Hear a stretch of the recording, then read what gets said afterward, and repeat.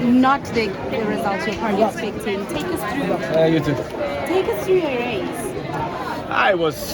It was good, I would say. It's like the first 250 was good at least, and then I got it a little bit tough at the end, and the Belgium guy, he was coming up on the side, and he was stronger. You know, it's tough. He did a great race, and to be honest, I think I did a fair race myself. I think it was quite good, but just missed that little bit, and that's how it is sometimes. Any learnings from the race? You know, it's very difficult to say right now. I think I need a little bit of time to land first, but of course when I don't win, I always look at things and see what I could have done differently. But you know, I decided to come here 1 week ago and switched up my training a little bit, and I'm happy to get a little bit of quality training in, and injury free, so that's a good thing to take home. But I always want more, you know. That's where I put myself. It's only gold that I really want, and then you gotta learn to live with the consequences when that doesn't happen. How do you feel about your fitness right now? To be honest, it's okay. You know, it's like I came here, did 3 races in a little bit over 1 day, so I think it was good. Like, it was 45.3. It's usually what I've done indoors, so it was nice to start off the season like this. And you know, looking back at it, I probably should have done a little bit more preparations, but I think fitness levels are quite good, but I also probably need a little bit more lactic training.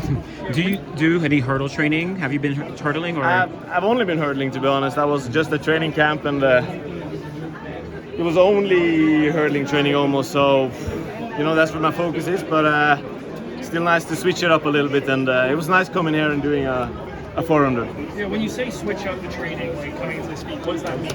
Going from one to one? Like, what were you doing? What did you do to prepare for this? From to indoors? Yeah, because you said you switched up the training a little bit before this race. Yeah, it was 1 week where I put the hurdles aside and train a little bit in the indoor facility, in the indoor track in Oslo, and you know, was trying to run the curves a little bit, trying to run in lane 1 and get the feel of it. But yeah, probably should have done a little bit more. I know you came here for yourself, obviously, but like, I guess as a start of the sport, did you feel a sense of obligation almost to show up and get on the line and give the fans a bit of a show?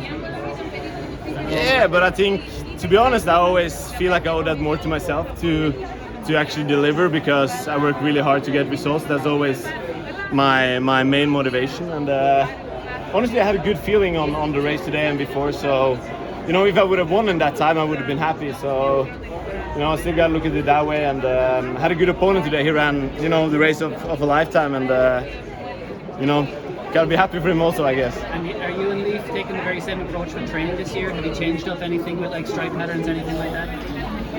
You know, we've been working a little bit on that, of course. We've been trying to switch it up a little bit, but at the same time, you know, when you've been in the game for so long, you know what works. So you shouldn't switch up things too much either. You gotta stay in your lane and do the things. I think consistency is probably one of, you know, the big things. So avoid injuries and putting in the training, and I've been able to do that pretty nicely, I would say. And yeah, you know, I also show that, you know, I'm in a pretty good position where I can just take 1 week and come here and race and do a fair result. So yeah, I think summer will be fun as well.